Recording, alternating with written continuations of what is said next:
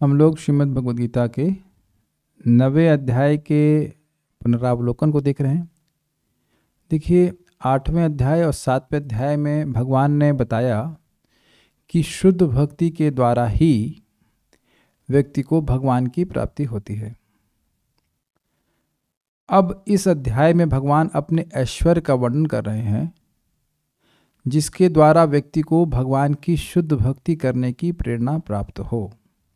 ठीक है, लिंक समझ में आ रहा है? तो इस प्रकार से भगवान ऐश्वर्यों का वर्णन करेंगे कि भगवान के प्रति आकर्षण व्यक्ति की जीवात्मा के हृदय में हो, क्योंकि ऐश्वर्यों के प्रति हम आकर्षित होते ही हैं और उनकी शुद्ध भक्ति करने के प्रति प्रेरित हो। अगर जो 9वें अध्याय को सुनते आए हैं तो उससे आप एक चीज़ जरूर देख रहे होंगे अपने चित्त में, और वो बात यह स्थापित होती है कि भले ही हमारा हृदय कितना भी अशुद्ध हो, हम भगवान की शुद्ध भक्ति करने का प्रयास कर सकते हैं। आप अपरिचित शूद्राचार इत्यादि श्लोकों को स्मरण करते होंगे, कई दिन चर्चा हुई थी। तो भगवान भक्ति के ऐश्वर्य को, अपने ऐश्वर्य का वर्णन इस 9वें अध्याय में कर रहे हैं। तो उसको करने के लिए भगवान बोले, श्री भगवान उवाचा इदम तु ते गुह्यतमं प्रवक्ष्यामि अनसूयवे ज्ञानम विज्ञान सहितम यज्ञात्वा मोक्षसे अशुभात्। इदम यह, इदम तु ते गुह्यतमम, ते मतलब तुमको मैं यह गुह्यतमम प्रवक्ष्यामि कह रहा हूं। क्यों कह रहे हैं मुझसे? तो कह रहे हैं अनसूयवे, क्योंकि तुम मेरे प्रति असूया के दोष से रहित हो। असूया का मतलब होता है द्वेष। तो द्वेष जिस व्यक्ति से होता है उसके सद्गुण में भी व्यक्ति दुर्गुण ही देखता है। ऐसे अर्जुन नहीं है, प्रेमी हैं भगवान के, तो भगवान के मित्र हैं, तो भगवान बड़े प्रेम से बात कह रहे हैं। गुह्यम आख्याति पृच्छति, गुह्यतम आख्याति पृच्छति। क्या गुह्यतम दे रहे हैं? तो कहते हैं ज्ञान, अर्थात मेरे ऐश्वर्य का ज्ञान, और विज्ञान सहितम, मेरे अनुभव से युक्त। तो उससे क्या हो जाएगा? मानो कोई पूछे तो कहते हैं यज्ञ ज्ञात्वा, उसको जानकर मोक्ष से अशुभात, तुम इस अशुभ से, इस संसार जन्म मृत्यु रूपी चक्र का बंधन है उससे मुक्त हो जाओगे, ये बोलते हैं। अब इसी बात को और इसी ज्ञान और विज्ञान की महिमा को बताते हुए कहते हैं, राज विद्या राजगुह्यम पवित्रम इदम उत्तमम प्रत्यक्षावगमम धर्म्यम सुसुखम कर्तुम अव्ययम।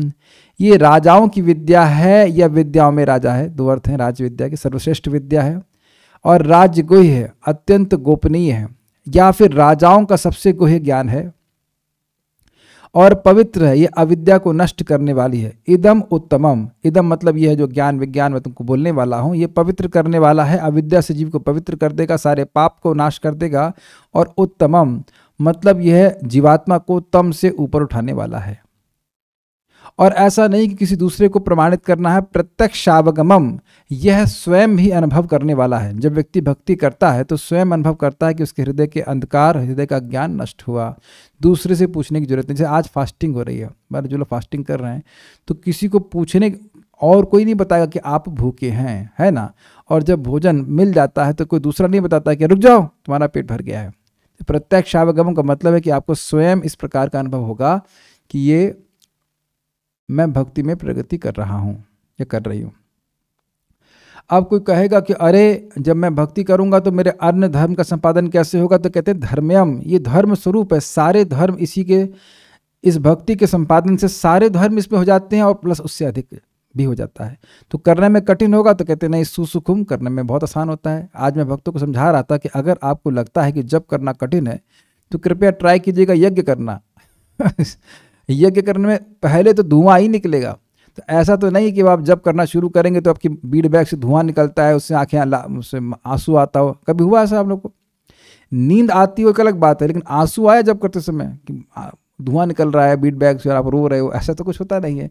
तो केवल एक छोटा सा यज्ञ, उसकी तुलना करें तो कितना सुख से भगवान का नाम उच्चारण किया जाता है। चलते फिरते कहीं भी जब कर लो, मॉर्निंग वॉक पे जा रहे हो वहाँ जब कर लो, कैसे भी कर लो। भगवान की बात आप देखते ही होंगे कि भगवत गीता की बात को सुन करके कितना अच्छा लगता है, कितनी मन में शांति आती है। तो सुसुखुम मतलब सुखमय है, सुसुखुम कर्तुम मतलब करने में बहुत आसान है। अभी थोड़ी हो सकता हो कि फास्टिंग करने में दिक्कत आ रही हो, लेकिन प्रसाद ग्रहण करने में दिक्कत आती है। लेकिन प्रसाद ग्रहण करने से व्यक्ति अपने कितने पूर्वजों को उद्धार कर देता है। तो खा खा कर पूर्वजों को उद्धार हो रहा है, तो ना पूर्वजों को दिक्कत है ना आपको दिक्कत है। Is it not? और अव्ययम अर्थात ये शाश्वत प्रभाव दिखाने वाली है। ये बात आप समझ लें, बड़ी ज़बरदस्त बात है। देखिए, हम लोग के हृदय के जो अनर्थ हैं उसके कारण हम लोग वैसा कार्य हमेशा नहीं करते हैं, लेकिन भगवान की भक्ति के कार्य हम रोज करते हैं। और भक्ति के कार्य अव्यय प्रभाव देने वाले हैं। जो भी गीता आप पढ़ते हो, भगवान का प्रसाद ग्रहण कर रहे हैं, भगवान का नाम उच्चारण कर रहे हैं, यद्यपि लग रहा है कि सीमित समय में किया जा रहा है, लेकिन इसका प्रभाव अविनाशी है। तो ये हमारे हृदय को शुद्ध करके ही मानेगी ये भक्ति का प्रोसेस, ये बात है।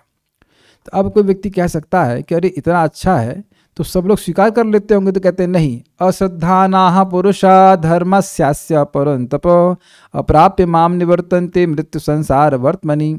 जो इसमें अश्रद्धा रखते हैं, आदर बुद्धि नहीं रखते, इस भक्ति के प्रोसेस को स्वीकार नहीं करते हैं, तो ऐसे पुरुषा मतलब ऐसे व्यक्ति धर्म अस्य परंतप, हे परंतप, कुछ पुरुष जो है वो इस धर्म में, इस भक्ति के भागवत धर्म में श्रद्धा नहीं रखते। अरे ऐसा कैसे हो सकता है कि गीता सुन के ही व्यक्ति भगवान के पास चला जाएगा? ऐसा कैसे हो सकता है कि नाम उच्चारण करके भगवान के पास चला जाएगा? ऐसी व्यक्ति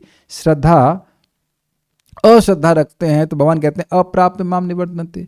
तुम्हारा यही श्रद्धा नहीं है ना कि तुम भक्ति के द्वारा मुझे प्राप्त नहीं कर पाओगे, तो बिल्कुल सही है, तुम नहीं ही प्राप्त कर पाओगे। तुम यही सोच रहे हो कि नहीं प्राप्त करोगे, तो हाँ तुम प्राप्त करोगे नहीं। अप्राप्य माम निवर्तन्ते, मुझे नहीं प्राप्त करते, तो आपको नहीं प्राप्त करते तो क्या हो जाता है? तो कहते हैं निवर्तन्ते, निवर्तन्ते मृत्यु संसार वर्तमनि। अप्राप्य माम निवर्तन्ते, मुझे नहीं प्राप्त करते, और क्योंकि मुझे नहीं प्राप्त करते हैं तो इसलिए फिर जगत में आएंगे, निवर्तन्ते, और मृत्यु संसार वर्तमनि, मृत्यु संसार के वर्तमान अर्थात मार्ग में ही वे भ्रमण करते रहते हैं। बार बार मृत्यु, बार बार जन्म, बार बार मृत्यु, बार बार जन्म, इस प्रकार से करते रहते हैं। तो देखिए, दो प्रकार से भगवान स्थापित कर रहे हैं। एक कि भक्ति करोगे तो बहुत बड़ा लाभ है, मेरी प्राप्ति करोगे, और भक्ति नहीं करोगे तो तुम्हारा बहुत बड़ा नुकसान होगा, जन्म मृत्यु के चक्र में आना पड़ेगा। एक भक्त आज हमको कह रहे थे, हमारा जप करने का बिल्कुल मन नहीं कर रहा है, मतलब उस दिन आज के दिन बिल्कुल मन नहीं कर रहा है करने का। तब क्या माँ के गर्भ में दोबारा जाने का मन कर रहा है? क्या वह ज़्यादा आसान है? ये विचार करना चाहिए। ठीक है, हो सकता हो मन कभी आपको बीमार है कुछ ऐसे तो मन ना कर रहा हो, लेकिन जब तो करना ही है, उसका लाभ अविनाशी है, ये बात समझना चाहिए। चलिए नेक्स्ट। अब भगवान अपने ऐश्वर्य को बता रहे हैं। जिस ज्ञान और विज्ञान के बारे में भगवान बोल रहे थे उसका वर्णन कर रहे हैं, उसकी महिमा का वर्णन अब तक किए, अब इसका वर्णन कर रहे हैं। मया ततमिदं सर्वं जगद व्यक्त मूर्तिना मत्स्थानि सर्वभूतानि न चाहम तेषु अवस्थितः। मया, मेरे द्वारा, ततम इदम सर्वम, मैं सभी इस जगत की हर वस्तु में मैं व्याप्त हूं। जगत अव्यक्त मूर्ति ना, अगर आप व्याप्त हैं तो दिखते क्यों नहीं? तो कहते हैं जगत में व्याप्त होता हूं, लेकिन अव्यक्त मूर्ति में रूप में होता हूं, दिखाई नहीं पड़ता। मत्स्थानि सर्वभूतानि, सभी भूत, सभी वस्तुएं, सभी जीव मुझ में ही स्थित हैं। न चाहम तेषु अवस्थितः, लेकिन मैं उनमें स्थित नहीं हूं, अर्थात मैं उनमें आसक्त नहीं हूं, ये बोलते हैं। फिर कहते हैं न च मत्स्थानि भूतानि पश्य में योगमैश्वरम भूत भृन्न च भूतस्तु मात्मभूत भावना। और फिर कहते हैं कि सब कुछ मुझ में स्थित नहीं है। अभी कह रहे हैं सब कुछ मुझ में स्थित है, मतलब भगवान की शक्ति में स्थित है। फिर यहाँ कह रहे हैं न च मत्स्थानि भूतानि, और मुझ में स्थित नहीं है, इसका मतलब क्या है? भगवान उसमें आसक्त नहीं है। तो ये कोई व्यक्ति कहेगा कि एक ही बार आप बोल रहे हो कि सब लोग स्थित हैं, दूसरी बार बोल रहे हो नहीं स्थित हैं, तो क्या कहना चाहते हैं? कहते हैं पश्य में योगमैश्वरम, ये मेरे इस योग के ऐश्वर्य को देखो। योग मतलब वह उपाय जिससे असंभव चीज भी संभव हो जाए। तो कह रहे इसको देखो, मतलब उसको समझने का प्रयास करो। भूत भृत च भूतस्थः, भूत भृत अर्थात मैं जीवों का पालक हूं, और भूतस्था सभी जीवों में विद्यमान हूं। ममात्मा भूत भावना, मम आत्मा भूत भावना, मेरा स्वरूप, मम आत्मा मेरा स्वरूप सभी जीवों का पालन करने वाला है। तो कह रहे समझाइए कैसे, बात हमें समझ में नहीं आ रही। तो कह रहे यथा आकाश स्थितो नित्यम वायु सर्वत्र गो महान तथा सर्वाणि भूतानि मत्स्थानि तुपधारय। यथा, जिस प्रकार आकाश स्थितो नित्यम, जिस प्रकार से नित्य ही महान वायु जो हर जगह रहने वाली है, सर्वत्र गः, वह आकाश में स्थित रहती, आकाश से बाहर नहीं जा सकती है। उसी प्रकार से हर जगह व्याप्त पृथ्वी, जल, वायु, अग्नि, आकाश, ये जो पंच महाभूत हैं हर जगह प्रसरित हैं और वह भी मुझ में ही रहते हैं। तथा सर्वाणि भूतानि, उसी प्रकार से सभी भूत, सभी जीवात्माएं और सभी तत्व मस्थानी इति उपधार्य, मुझ में स्थित रहते हैं। ये तुम धारण करने का प्रयास करो। तो कोई कहेगा अच्छा तो आपने तो कहा कि मेरा ऐश्वर्य अद्भुत है और अभी आप उसको दृष्टांत समझा रहे हैं। तो कहते नहीं, देखो आकाश जड़ वस्तु है और इस कारण से उसमें सारी वस्तुएं रहती हैं, फिर भी वो उसमें अनासक्त रहे तो कोई आश्चर्य की बात नहीं है। लेकिन मैं कॉन्शियस हूँ, सचेतन हूँ और फिर भी वस्तुएं मुझ में रहती है और मैं अनासक्त रहता हूँ। इस प्रकार से मेरा ऐश्वर्य अद्भुत है। फिर वह सभी के स्रोत हैं, इसको समझाते हैं। सर्वभूतानि कौन्तेय प्रकृतिम यान्ति मामिकाम कल्पक्षये पुनस्तानि कल्पादौ विसृजाम्यहम्। सर्वभूतानि कौन्तेय, हे कुंती पुत्र, सभी वस्तुएं और सभी जीव प्रकृतिम यान्ति मामिकाम, सभी वस्तुएं और सभी जीव मेरी प्रकृति में चले जाते हैं प्रलय के समय। कल्पक्षय यानी कल्प के क्षय होने पर, ब्रह्मा जी के दिन की समाप्ति होने पर सारे जीवात्माएं, सारी वस्तुएं भगवान में प्रवेश कर जाती हैं। पुनः तानि कल्पादौ, जब कल्प की शुरुआत होती है, आदि होता है, तो विसृजाम्यहम्, उनकी सृष्टि मैं ही करता हूँ। तो ये भगवान का अद्भुत ऐश्वर्य है।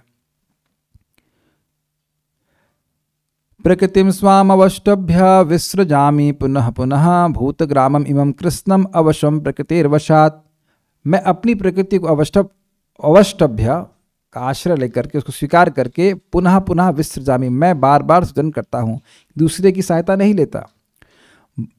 इमं भूतग्रामम कृष्णम, ये संपूर्ण चराचर जितने प्राणी हैं वह अवशम प्रकृति वशात, अपने वश के बाहर असहाय होकर के प्रकृति के वश में बार बार जन्म लेते हैं, बार बार मरते रहते हैं।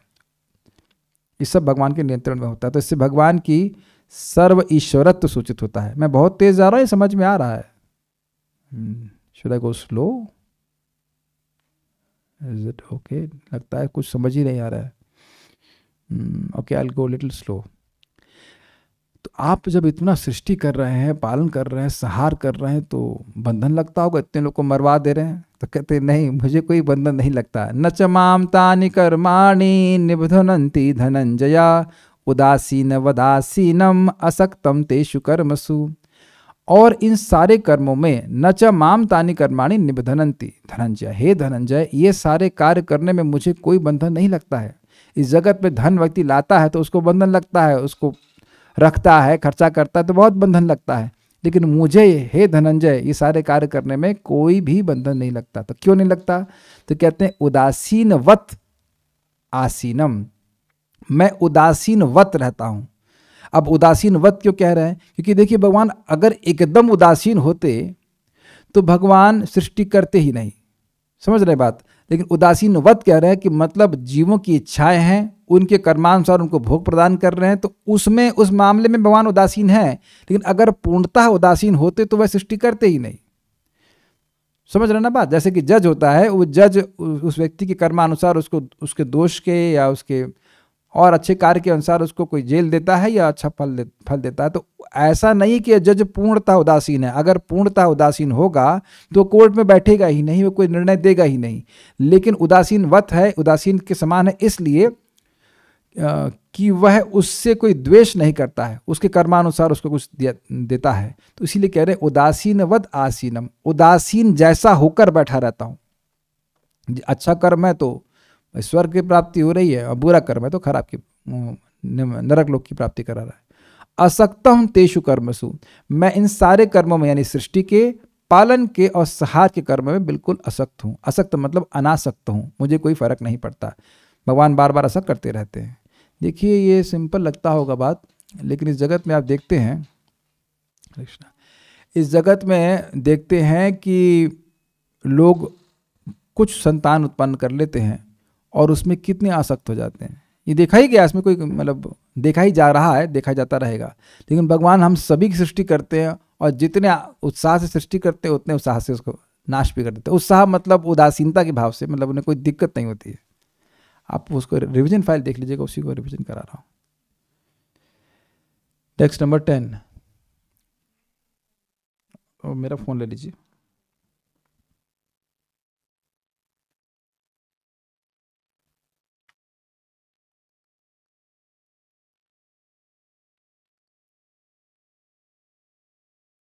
वाले पे क्लिक कीजिएगा, खुल जाएगा। श्लोक क्रमांक 10। अब भगवान कह रहे हैं कि किस प्रकार से इस जगत की सृष्टि उनकी अध्यक्षता में होती है। मया दक्षिण प्रकृति ही सूयते सचराचरम हेतु नाने न कौन्तेय जगदवि परिवर्तते। मया अध्यक्षेण, मेरी अध्यक्षता में के द्वारा, प्रकृति भौतिक प्रकृति, सूयते सचराचरम, सूयते मतलब सृष्टि करती है, चराचरम चर और अचर, चलने वाले और नहीं चलने वाले सभी वस्तुओं की वह सृष्टि करती है। हेतुना अनेना, इसी हेतु के द्वारा, हे कौन्तेय, हे कुंती पुत्र, जगद विपरिवर्तते, जगत का विपरिणाम होता है। विपरिणाम का मतलब होता है कि 6 प्रकार के परिणाम आप जगत में किसी भी वस्तु में देखते हैं। जन्म लेना, वृद्धि होना, रहना कुछ समय के लिए, क्षीण होना, कुछ बाई प्रोडक्ट्स उत्पन्न करना और क्षीण होना और फिर नष्ट हो जाना। तो इस प्रकार से जगत के परिणाम होते हैं, भगवान की अध्यक्षता में होते हैं। नेक्स्ट। तो आप इतने महान हैं तो सब लोग आपका भजन क्यों नहीं करते? प्रश्न होगा ना। ये प्रश्न तो आप लोगों के मन में भी आता होगा कि भाई हमारे आसपास वाले, हमारे घर वाले भगवान से इतना द्वेष क्यों करते हैं। तो कहते हैं अवजानन्ति माम मूढ़ा मानुष्यम तनुमाश्रितम परम भावम जानतो मम भूत महेश्वरम। अवजानन्ति माम मूढ़ा, जो मूर्ख हैं, माम अवजानन्ति, वह मुझे नहीं जानते, मेरी अवज्ञा करते हैं। क्यों? कह रहे हैं मानुष्यम तनुमाश्रितम, वह मुझको मनुष्य का शरीर का आश्रय लिया हुआ समझते हैं। देखिए एक बात समझिए, अभी आपने जो सुना कि भगवान से सृष्टि होती है, भगवान से सब पालन हो रहा है, तो क्या हम ऐसा मान सकते हैं कि भगवान एक मनुष्य है? बिल्कुल नहीं मान सकते। हम में से कौन मनुष्य कह सकता है कि वो 2-4 बच्चों को भी पाल सकता है? अपने बच्चों की बात कर रहे हैं, बड़ा भारी होता है, मतलब करता है तो अब वो जीवन का उसका क्या कहते हैं फोकस बन जाता है कि करना है। कल एक माता जी थी, तो उनसे बात कर रहे थे हम, उनकी पत्नी सुबह 9 बजे से लेकर रात के 9 बजे तक बिजनेस करते रहते हैं। तो हमने कहा, उनसे पूछे कि वे क्यों करते हैं इतना? तो कहते वो हमारी वजह से करते हैं। क्यों? कहते हम बहुत खर्चा करते हैं। खुद स्वीकार कर रहे हैं कि बहुत खर्चा करते हैं। हमने कहा तो अपने पति पे दया करनी चाहिए ना, खर्चा कम कीजिए। खाती तो रोटी आप 2-4 ही हैं, कोई बहुत बड़ी बात तो है नहीं। तो एक पत्नी का पालन करने के लिए व्यक्ति को सुबह 9 से लेकर 9 बजे तक काम करना पड़ रहा है। This is amazing. नहीं, 12 घंटे। तो आप समझ लीजिए कि एक मनुष्य कोई बहुत बड़ा एम्पायर भी चला रहा हो, बहुत बड़ा बिजनेस भी चला रहा हो, तो उसको उसका सृष्टि करने के लिए, पालन करने के लिए कितनी मेहनत लगती है कि नहीं? तो जो व्यक्ति ये स्वीकार नहीं कर रहा है, इससे पहले वाले श्लोकों में गीता को नहीं सुन रहा है कि भगवान कैसे केवल संकल्प मात्र से पूरे जगत की सृष्टि कर रहे हैं, पालन कर रहे हैं, उसको मर्यादा में रखे हुए हैं, तो वो भगवान की अवज्ञा करेगा ही। वो सोचेगा कि तो मनुष्य रूप में दिखते हैं तो वो मनुष्य शरीर का आश्रय लिए हुए हैं, लेकिन ऐसा नहीं है। परम भावम अजानंतो, वह मेरे परम भाव, परम का मतलब इस प्रकृति के परे भगवान हैं, गुणों के परे हैं, इस भाव अर्थात सत्ता को अजानंतो, वह नहीं जानते हैं। कैसी सत्ता है? तो कहते हैं मम भूत महेश्वरम। भूतम मतलब पंच महाभूत, इन सभी के वे भगवान महा ईश्वर हैं। ये बात वह नहीं जानते हैं, यद्यपि वे एक मनुष्य की तरह भांति दिख रहे हैं। अच्छा, अगर ये लोग ऐसा करते हैं तो होगा क्या? इनका क्या दिक्कत हो जाएगी? तो कहते हैं मोघाशा मोघ कर्माणो मोघ ज्ञाना विचेतसः राक्षसीम आसुरीम चैव प्रकृतिम मोहिनीम श्रिता। मोघ आशा, अगर वो भक्त हैं, तथाकथित भक्त हैं और वह मोक्ष चाहते हैं, तो उनको भगवान के धाम जाना चाहते हैं, तो उनकी यह आशा नष्ट हो जाएगी, विफल हो जाएगी। मोघ मतलब विफल हो जाएगी। मोघ कर्माणों, अगर वह स्वर्ग जाना चाहते हैं तो उनके कर्मों का जो फल स्वर्ग है वह उनको प्राप्त नहीं होगा। मोघ ज्ञाना, अगर वह ज्ञानी है और वह मुक्त होना चाहते हैं तो उनका ज्ञान का फल भी नहीं मिलेगा। क्यों? विचेतसा, उनकी चेतना वी है, मतलब खराब चेतना है। उनकी चेतना में बात समझ में नहीं आई है कि कृष्ण भगवान है। ये एक बात समझ लीजिएगा कि कृष्ण को भगवान स्वीकार कर रहा है, बहुत सारे दोष हो सकते हैं लेकिन वो बहुत जल्दी नष्ट हो जाएंगे। लेकिन जिसने कृष्ण को भगवान के रूप में स्वीकार नहीं किया, वह निराकार मान रहा है, तो वह भगवान के प्रति अपराध कर रहा है, उसके अनर्थ कभी जाने वाले ही नहीं हैं। ये बात समझ लीजिएगा। एक भक्त बोल रहे थे कि भक्तों के प्रति अपराध की भावना जाती है, ये है वो है। हमने कहा मैं फिर रिपीट कर रहा हूँ उस बात को, पहले आप ये देखो कि वो भगवान का भक्त है, उसने कृष्ण को भगवान के रूप में स्वीकार किया है, ये बहुत बड़ी बात है। अच्छा ये पूछिए, अब मैं अभी लोग से पूछूंगा तो गीता पे विश्वास क्यों करते हैं? Any answer? Chat is open today, give me answer. Gita में लिखा है तो अच्छा गीता में लिखा है, अब मैं ही बन जाऊँ, मान लीजिए अभी क्या कहते हैं उसको, अब मैं धर्मी बन जाऊँ, कहूँ अरे किसी किताब में लिखा है तो मान जाओगे? ऐसे हम भी किताब छाप देते हैं तो मान जाओगे क्या बात? नहीं, आप अन्य लोगों की बात नहीं मानेंगे, लेकिन ये सहज विश्वास है कि गीता का एक एक शब्द सही है। ये है आपकी शुद्ध चेतना का लक्षण। और ये विचेत साहब मतलब खराब चेतना, खराब चित्त है, इसलिए भगवान की महिमा को कितना भी सुन लेंगे वह भगवान की बात को नहीं स्वीकार करेंगे। अच्छा और क्या होता है? तो कहते हैं विचेतसा का एक अर्थ लिया गया था विक्षिप्त चेतना।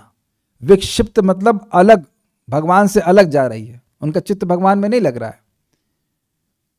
तो फिर कहते हैं कि क्या होगा उनको? तो कहते हैं राक्षसीम आसुरीम चैवा, निश्चित ही वे राक्षसी और आसुरी प्रकृति को आश्रय लेंगे, आसुरी योनि को प्राप्त करेंगे। प्रकृति मोहिनीम शता, मेरी मोहिनी प्रकृति का आश्रय लेते हैं वो लोग, वह मेरी माया से मोहित हैं, इसलिए वे ऐसा सोचते हैं। जो देवी देवताओं को भगवान मान रहा है और भगवान को भी भगवान मान रहा है तो वह पागल है, क्योंकि भगवान केवल एक ही व्यक्ति हो सकते हैं। कहो कि मैं आप भी प्राइम मिनिस्टर, मैं भी प्राइम मिनिस्टर, यहाँ जितने सब लोग हैं सब प्राइम मिनिस्टर, तो कहते कहाँ के? अपने घर के। प्राइम मिनिस्टर तो एक ही बना, प्राइम मीन्स मुख्य, तो प्राइम मिनिस्टर मतलब एक ही प्राइम मिनिस्टर ना। असिस्टेंट प्राइम मिनिस्टर हो सकता है वो अलग बात है, लेकिन प्राइम मिनिस्टर तो एक ही होता है। वो जब लोग कहते हैं कि हम सबको भगवान मानते हैं तो उनसे जब पूछो कि भगवान का अर्थ क्या होता है। अब मैं कहूँ रोटी का मतलब समझती हैं आप? हाँ। चावल, मतलब सब एक है। तो जब कोई बोल रहा है सब एक है, इसका मतलब है कि उसको यही नहीं पता कि रोटी क्या, चावल क्या, और दाल क्या, और कढ़ी क्या, इज इट नॉट? तो जो लोग बोलते हैं सब भगवान है, उनसे पूछो भगवान का मतलब क्या है, वो भगवान का अर्थ ही नहीं समझ पाएंगे। जैसे मैं एग्जाम्पल दे रहा हूँ, मैं एक बार बाली गया था प्रचार के लिए, तो वहाँ उनके एक प्रिंसिपल थे, वो बोलते हैं हम भी बच्चों को ट्रांसेंडेंटल मेडिटेशन कराते हैं, दिव्य ध्यान करवाते हैं। तो हमने कहा दिव्य क्या होता है? कहते नहीं पता। मैंने कहा आपको यही नहीं पता है कि ट्रांसेंडेंटल क्या होता है, तो आप ये कैसे कह रहे हो कि आप अपने बच्चों को दिव्य ध्यान कराते हैं? मैं जैसे कहूँ कि सब्जी कौन सी बनाई? भिंडी की। भिंडी क्या होती है? नहीं पता। तुमको भिंडी नहीं पता तो तुम भिंडी की सब्जी बनाए कैसे? तो the point is this only कि ये लोग मोहित हैं, इसलिए वो सोच रहे हैं कि सब लोग बराबर हैं। तो ये बात है। लेकिन यहाँ से अब इन लोगों से अलग करते हुए अपने भक्तों को बताते हैं और कहते हैं जो मेरे भक्त हैं वह तो मुझे अनन्य भाव से भजन करते हैं। क्यों करते हैं? क्योंकि वो जानते हैं कि भगवान ही सभी जगत के स्रोत हैं। महात्मानस्तु माम पार्थ दैवीं प्रकृतिमाश्रिताः भजन्ते नन्य मनसो ज्ञात्वा भूतादिमव्ययम्। जो व्यक्ति भगवान को मनुष्य मान रहा है, देखिए एक व्यक्ति कोई देवता की उपासना कर रहा है, भगवान सीधे उनको असुर नहीं कह रहे हैं, राक्षस नहीं कह रहे हैं, असुर नहीं कह रहे हैं, लेकिन जो व्यक्ति भगवान को मनुष्य मान रहा है उसको बोल रहे हैं वह राक्षसी असुरी प्रवृत्ति का है। भाई हो सकता हो देवता के उपासक हो लेकिन भगवान के बारे में कुछ बोल ना रहा हो, वो यह भी नहीं मान रहा है कि देवता भगवान है, बस वो देवता की पूजा कर रहा है, उसे कुछ पता नहीं भगवान के बारे में, भगवान का अपराध नहीं कर रहा है। तो वह तो वेद की बात आ रही है, ठीक है देवता की उपासना करो, धीरे धीरे करके प्रगति करोगे। लेकिन अगर देवता की उपासना कर रहा है और भगवान कृष्ण के प्रति भावना यह है कि मनुष्य है, देवता के प्रति तो आदर बुद्धि है और भगवान के प्रति मनुष्य बुद्धि है। जैसे शिव जी के प्रति रावण की देवता की बुद्धि थी, भाई बड़े बहुत बड़े हैं, और भगवान राम के प्रति ये तो मनुष्य, ये क्या मुझे मारेगा, बस खत्म, मार दिया भगवान ने। ये कठिनाई है। जरासंध भी उपासना करता था लेकिन भगवान कृष्ण के प्रति मनुष्य बुद्धि थी तो उसको असुर ही कहा गया है। ये बात है।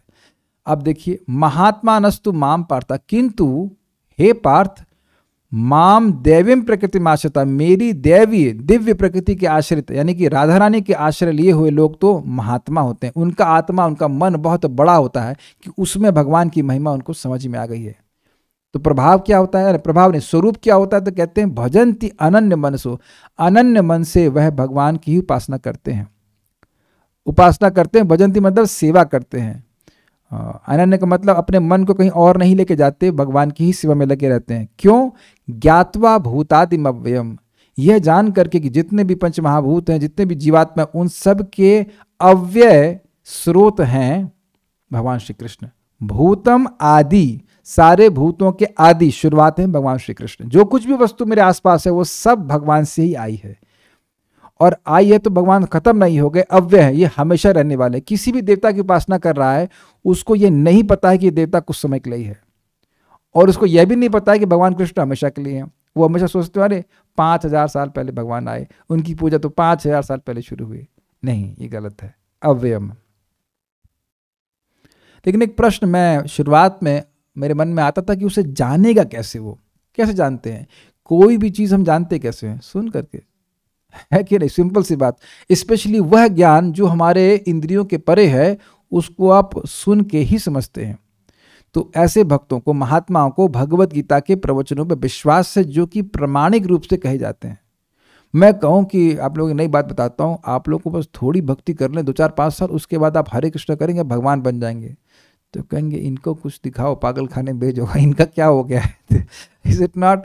कहीं कोई भक्त इस प्रकार से बोलने लग जाए तो आप कहेंगे इसका कुछ दिमाग खराब हो गया लग रहा है, इसे प्रसाद खिलाओ दिमाग ठीक हो जाएगा। तो आप देख रहे हैं कि 1 इंच भी लेफ्ट राइट जाने का स्कोप नहीं है। सब कुछ श्लोक आपके सामने रखा है, आचार्यों की टीका आपके सामने है, बिल्कुल स्पष्ट बात है भक्तों को। और भक्त लोग बड़ी सहजता से, बड़ी आनंद से स्वीकार करते हैं कि हाँ कृष्ण भगवान है, कृष्ण भगवान है, और सही बात है, ठीक है। अच्छा, करते कैसे भजन है? वो बिल्कुल स्पष्ट बोल रहे हैं। कैसे भजन करते हैं? तो कहते हैं सततम कीर्तयन्तो माम यतन्तश्च दृढ़व्रताः नमस्यन्तश्च माम भक्त्या नित्य युक्ता उपासते। सतत मेरा कीर्तन करते रहते हैं। कीर्तन मतलब हरे कृष्णा कीर्तन, और अभी भी कीर्तन हो रहा है, सुनाई पड़ रहा है ना आप लोगों को? Shravanam can only happen when there is kirtanam. मैं बस स्मरण करने लग जाऊंगा तो आप लोग नहीं सुनेंगे ना, मैं स्मरण करूंगा तो आप नहीं सुन पाएंगे। तो कुछ सुन रहे हैं तो वह कीर्तन होगा तभी ना सुनेंगे। तो कभी कभी भक्त लोग सोचते हैं कि कीर्तनीय सदाहरि का मतलब है केवल जप करना। ऐसा नहीं है। प्रभुपाद जी कहते हैं हरे कृष्ण मंत्र का जप करना, बोलना, भगवत गीता के प्रवचनों को बोलना, और मृदंग करताल के संग कीर्तन करना, ये सभी कीर्तन में आ जाएगा। भगवान के नाम, रूप, गुण, लीला, यश, इसको बोलना, इसे कीर्तन कहते हैं। सततम मतलब वही करते रहते हैं। अब बड़ी सुंदर बात है, भक्त लोग 2 कारण से नित्य कीर्तन करते हैं। एक कि ये शुद्धिकरण करने वाला, सबसे ज्यादा शुद्ध करता है भगवान का कीर्तन, हरे कृष्ण कीर्तन, भगवान की वाणी, भगवान कुछ, ये सब भगवान है तो भगवान के सीधे संपर्क में आते हैं। दूसरा है सबसे ज्यादा सुखमय है कीर्तन। और तीसरा एक और बढ़िया बात है कि अशुद्ध अवस्था से भी किया जा सकता है। अच्छा, यहां जो उपस्थित भक्त हैं, अब ये तो आप नहीं कहोगे कि आपका हृदय पूरी तरह शुद्ध हो गया, ये आप नहीं कह सकते, ना कहोगे आप लोग नम्र हैं। लेकिन मैं कहूं कि क्या कल गीता क्लास देने का प्रयास कर सकते हैं आप? हाँ, प्रयास तो कर सकते हैं, किसी को बता तो सकते हैं 1-2 श्लोक, या अब हरे कृष्ण तो आप बोल ही रहे हो। तो आप देखिए, हृदय शुद्ध नहीं हुआ है फिर भी कीर्तन कर सकते हैं, तो ये तो कीर्तन बड़ा बढ़िया प्रोसीजर है, हमको भी शुद्ध करेगा, सामने वाले को भी शुद्ध करेगा। Is it not? तो भक्त लोग कीर्तन में आगे रहते हैं। देखिए, जिससे प्रेम होता है, या भी ऐसे छोड़ दीजिए, आप ना इस क्लास के बाद जिसके बारे में बात करोगे उसके प्रति आसक्त तो इसलिए बात करोगे, ये देख लेना आप। हाँ, अनलेस आप लाइक कॉल सेंटर में हो, जहाँ पे एयरटेल में कॉल करने का धन्यवाद है, समथिंग लाइक दैट। बट अन्यथा अगर आप फोर्स नहीं है और आप किसी के बारे में बात कर रहे हैं, चाहे उसकी निंदा कर रहे हैं, चाहे उसकी गुणगान कर रहे हैं, आप उसी व्यक्ति में आसक्त हैं तभी बोल रहे हैं, नहीं तो बोलेंगे नहीं। काय को बोलेंगे हम? Do you all agree with this? तो सततम सततम कीर्तन तो माम मतलब भगवान के अलावा उस भक्त की हृदय में आसक्ति का कोई विषय नहीं है। This is a first quality, enthusiasm to talk about Krishna. सततम कीर्तन तो माम। कभी कभी भक्त लोग कहते हैं हमें पास सेवा नहीं है, अरे क्या जप नहीं कर सकते, या कुछ क्लास नहीं दे सकते, या सुन नहीं सकते? अच्छा, एक इंटरेस्टिंग बात है, कीर्तन करोगे कि जब कीर्तन करेंगे कैसे जब सुनेंगे नहीं? तो सततम कीर्तन तो माम, अगर भाई कीर्तन करने को नहीं मिल रहा है, कोई भक्त नहीं सुनने के लिए उत्सुक है, तो सुनते हैं, सुनते हैं, ये है। और मान लो अनर्थ उसको दिक्कत करे, नहीं करने दे, तो कह रहे यतन तस्य दृढ़व्रतः, अरे अब उसका मन लगे या ना लगे, वो जीव को लगाए रहता है, हरे कृष्णा कृष्ण कृष्ण हरे हरे, हरे राम राम राम हरे हरे। शायद इस समय आप मेरा उत्साह देख करके सोच रहे होंगे मेरा जब अच्छा हुआ है। नहीं, आज बहुत स्ट्रगल हुआ, खूब स्ट्रगल हुआ। हमने कहा तू स्ट्रगल हमारे अनर्थ बड़े परेशान कर रहे थे, बिल्कुल मन नहीं लग रहा था। करते रहो तुम, हम सुनेंगे नहीं तुम्हारी बात। नहीं सुनना तो मेरा जन्मसिद्ध अधिकार है, भगवान की नहीं सुन रहा तो तेरी क्यों सुनूंगा। इंटरेस्टिंग है ना। जब मैं भगवान की नहीं सुन रहा तो तू कौन है। मन को बोली कि तू कौन है जो तेरी बात सुनूं। मैं बोलूंगा हरे कृष्णा। समझ रहे ना मेरी बात। दृढ़व्रता का मतलब यह है कि चाहे मन लगे या ना लगे, हमें करना है, हमें करना है, हमें करना है, हमें करना है। ठीक है। नमस्यन्तश्च माम भक्त्या, और नमस्कार करते हैं कैसे, भक्ति पूर्वक। हे कृष्ण, हम आपकी शरण में हैं। हमारे बहुत दुर्गुण हैं, लेकिन आपका एक सद्गुण है कि हमारे अपने भक्तों के दुर्गुण को आप नहीं देखते। आपकी शरण में हूँ, आप दुर्गुण को नष्ट कर दीजिए, आप हमें योग्य बनाइए अपनी सेवा के लिए, इत्यादि इत्यादि। भक्ति का मतलब हो गया प्रीति से। नित्य युक्ता उपासते, क्यों करते हैं तो उसका नित्य युक्ता का दो अर्थ है। एक कि वह नित्य ही इस प्रकार से भगवान के भजन में लगे रहते हैं, और दूसरा भगवान से नित्य अपने संबंध को जागृत करने के लिए उपासना कर रहे हैं। जो भी 5 प्रकार के संबंध होते हैं, उनकी एस्पिरेशन होती है कि भगवान से इस प्रकार का मेरा संबंध जागृत हो जाए। क्यों? क्योंकि वो सुन चुके हैं नित्य सिद्ध कृष्ण प्रेम साध्य कबू नोय, श्रवण आदि शुद्ध चित्त कौरवे उदय। मेरी बात समझ में आ रही है? भक्त लोग समझते हैं कि हमारे भगवान के प्रति जो प्रेम है वो नित्य सिद्ध है। जैसे अभी घर में हमारे भोजन बन रहा है तो चावल सिद्ध नहीं हुआ है। घर में आप लोग बना ही रहा होगा, है ना। संतुष्ट कृष्ण, आप बैठे हैं क्लास में तो उसका मतलब है कि माता जी भोजन बना ही रही होंगी, है कि नहीं? नहीं बना रही? अरे आप ही बनाते हो कुछ? अच्छा चलिए ठीक है। ओ माता जी भी क्लास सुन रही हैं? अरे आप लोग तो बड़े दिव्य हो। मैं तो इसलिए क्लास दे रहा हूँ कि बस भूख सहन नहीं हो रही है लेकिन जो भी है, तो हम खाली बोल रहे थे इस बात को कि नित्य सिद्ध की बात समझें। अगर चावल पका हुआ है, पका हुआ है, तो क्या करते हैं, खाली खोलना है आपके पास चावल अवेलेबल। समझ रहे ना बात? ऐसे ही प्रेम करने की प्रवृत्ति हमें है, और ऐसा आप कह ही नहीं सकते कि हम प्रेम करते नहीं, क्योंकि किसी ना किसी सेवा हम करना ही चाहते हैं, वो करना ही चाहते हैं। इसीलिए लोग शादी करते ताकि प्रेम का कोई विषय मिले उनको। तो हम जान रहे हैं कि हमारे हृदय में भगवान के प्रति प्रेम है, वो अनर्थों की वजह से ढका हुआ है। जैसे आप समझिए, मेरे घर में ऐसा हुआ कि कुछ वस्तु थी और उसके ऊपर हमने अपना बेडिंग डाल दी, तो ढूंढ रहा हूँ कहाँ रखा, चश्मा हुआ कहीं पे, तो कोई बोलते वहाँ रखा चश्मा, तो चश्मा नहीं दिख रहा है, लेकिन आप खुश हो जाते हो कि भाई ये जो कचरा है या ऊपर से जो भी सामान है वो हटा देंगे तो मेरी इच्छित वस्तु मुझे प्राप्त हो जाएगी। क्लियर? तो भक्त लोग बिल्कुल क्लियर समझते हैं, एकदम क्लियर समझ लो इस बात को कि श्रवण कीर्तन, भगवान के श्रवण कीर्तन से हृदय शुद्ध होता है और भगवान का प्रेम प्रकट होता है, और जैसे प्रेम हुआ तो आपका नित्य संबंध जो भगवान से वो प्रकट हो जाएगा। वी आर, ऐसा कुछ नहीं कि होगा कि नहीं होगा। जैसे वो वस्तु हमें हटा दूंगा तो मेरा चश्मा या जो भी वस्तु में छुपी पड़ी हुई थी वो मिल जाएगी। ऐसा नहीं कि वहां पे उस वस्तु की सृष्टि हो रही है, प्रेम की सृष्टि हो रही है, ऐसा नहीं है। खाली जो प्रेम को ढकने वाले आवरण है उसको हटाया जा रहा है श्रवण कीर्तन के द्वारा, और सबसे प्रभावशाली है श्रवण कीर्तन, इसलिए सत्तम कीर्तन तो मां। ठीक, नेक्स्ट। अब यह कुछ अन्य आध्यात्मिकवादियों को बता रहे हैं जो कि महात्मा नहीं है, लेकिन अब वो भौतिकतावादी भी नहीं है। ज्ञान यज्ञेन चाप्यन्ये यजन्तो माम उपासते एकत्वेन पृथक्त्वेन बहुधा विश्वतो मुखम।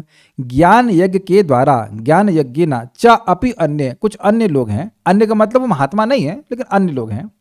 यजन्तो माम उपासते, वह मेरी उपासना करते हैं लेकिन महात्मा नहीं है। तो क्यों? तो कह रहे एकत्वेना, एकत्वेना का मतलब वह सोचते हैं कि वही भगवान है, वो अपने ही को माला पहनाना शुरू करते हैं और सोचते हैं कि वो भगवान है, उनमें और भगवान में कोई भेद नहीं है। पृथक्त्वेना का मतलब है कि भगवान की विभिन्न देवताओं को यह मानना कि वे भगवान के प्रतिनिधि हैं। और बहुधा विश्वतो मुखम मतलब इस जगत में जो भगवान की विभूतियां हैं उनको भगवान का प्रतिनिधि मानते हुए उनकी उपासना करना। तो ये भगवान की डायरेक्ट उपासना नहीं, लेकिन है भगवान की उपासना, लेकिन डायरेक्ट उपासना नहीं है। लेकिन फिर भी ये भौतिकतावादी नहीं है, ये आध्यात्मिकतावादी भी है। तो अब कोई कहे कि आप किस प्रकार से ऐसे हैं, विश्वमुख कैसे हैं, तो कहते हैं विश्वरूप कैसे हैं, तो कहते हैं अहम क्रतुर अहम यज्ञ स्वधाहम अहम औषधम मंत्रोहम हमें वाज्यम अहम अग्निर अहम हुतम। अहम क्रतुर, मैं क्रतु नाम की, अब भूल रहा हूं, एक विशेष प्रकार का यज्ञ होता है उसे क्रतु कहते हैं। अहम यज्ञ, अन्य प्रकार का यज्ञ भी मैं हूं। स्वदाहम, स्वधा मतलब होता है जिसमें अर्पित किया जाता है। अहम औषधम, जो अन्न आदि होते हैं वह भी मैं हूँ। उसमें जो मंत्र उपयोग होता है वह भी मैं हूँ। अहम एवं आज्यम, जो उसमें आहुति दी जाती है वह भी मैं हूँ। आहुति देने के कार्य भी मैं हूँ। अहम अग्नि, उसकी अग्नि भी मैं हूँ। और अहम होतम, जो वस्तु दी जा रही वह भी मैं हूँ। तो इस प्रकार से वो लोग कुछ करते हैं, तो उसकी बात में बोल रहे हैं। पिताहमस्य जगतो माता धाता पितामह वेद्यम पवित्रम ओंकार ऋक्साम यजुरेव च। इस जगत का पिता मैं हूँ, माता भी मैं हूँ, धाता मतलब पालक भी मैं हूँ, और पितामह भी मैं हूँ। वेद्यम, जानने योग्य भी मैं ही हूँ। पवित्रम, पवित्र करने वाले गंगा आदि जल जो है वह भी मैं हूँ। ओंकार भी मैं हूँ। ऋक्साम यजुरेव च, यानी ऋग्वेद, सामवेद, यजुर्वेद और च मतलब अथर्ववेद भी मैं ही हूँ। ये सब मैं ही हूँ। इस प्रकार से लोग, मान लो ऋग्वेद को पढ़ रहा है तो कह रहा यही भगवान है, और इस प्रकार से वह भगवान की उपासना करता है। ओंकार मतलब ओम, प्रणवः सर्ववेदेषु, ओमकार से सारे वेद प्रकट हुए हैं, तो कह रहे हैं ओमकार भगवान की अभिव्यक्ति है, तो भगवान कह रहे हैं ओमकार भी मैं ही हूँ। बेसिकली भगवान ये समझा रहे हैं कि कैसे वह सभी कुछ हैं, और लोग एक भगवान की विभूति को पकड़कर वहां से वह सेवा करना शुरू करते हैं, डायरेक्ट भगवान की सेवा नहीं करते हैं। ये बात बोल रहे हैं। गतिर्भर्ता प्रभु साक्षी निवासा शरणम सुहृत प्रभवः प्रलय स्थानम निधानम बीजम अव्ययम। मैं ही गति हूँ, अर्थात अंतिम गंतव्य स्थान हूँ जहाँ पहुँचा जाए। भर्ता मतलब पालक हूँ। प्रभु मतलब ईश्वर हूँ। साक्षी मतलब व्यक्ति कुछ गलत कर रहा है और अच्छे कार्य कर रहा है, उस सबको भगवान देखने वाले हैं। निवासः, जहाँ सब लोग रहते हैं। और शरणम मतलब वह स्थान जहाँ पे व्यक्ति सोचता है कि मेरे दुखों का नाश होगा और मुझे सुख की प्राप्ति होगी, ऐसे भगवान आश्रय हैं। सुहृद मतलब सभी के निरुपाधिक हितकारी। किसी कोई कुछ करेगा तब भगवान उसका हित करेंगे ऐसा नहीं है, भगवान सहज हित करने वाले हैं। देखिए आप देख समझ सकते हैं इस बात को। हम लोग इस जगत में प्रचार करते हैं, क्यों करते हैं? क्योंकि सुना है कि प्रचार करना बड़ी अच्छी बात है, लोगों पर दया करनी चाहिए, है कि नहीं? दया करने का मन ना भी करे तब भी दया करता है कि भाई चलो हमारा कुछ लाभ होगा। वैसे इसको कितनी हद तक इसको दया कहा जाएगा ये तो संशय है, लेकिन सीखते हैं, है कि नहीं? कुछ दया करना आप सीख रहे हैं, दान पुण्य करना सीख रहे हैं, तो सीख सीख कर रहे हैं। लेकिन भगवान सीख नहीं रहे, सहज रूप से सुहृद है जीवों के, हमेशा जीवों का कल्याण चाहते हैं। प्रभव, वह सभी चीज़ों के स्रोत हैं। प्रलय, और सभी चीज़ों उसमें लय, उनमें लय होती है। स्थानम, पोषण, पालन के समय भी सभी उन्हीं में स्थित रहते हैं। निधानम, और सारी वस्तु उन्हीं में आश्रय प्राप्त करती हैं। बीजम अव्ययम, मैं अव्यय बीज हूँ, अर्थात सब कुछ मुझसे आया है लेकिन मैं नष्ट नहीं होता, ये बोल रहे हैं। मुझे लग रहा है कि मैं थोड़ा तेज जा रहा हूँ। Maybe it is because of hunger. I don't know. Okay, I'll try to again go slow.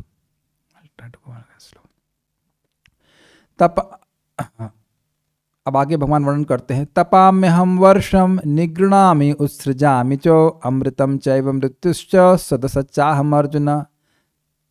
तपामि अहम, मैं सूर्य के रूप में होकर के उष्णा प्रदान करता हूँ, तपाता हूँ। वर्ष मतलब वर्षा करता हूँ।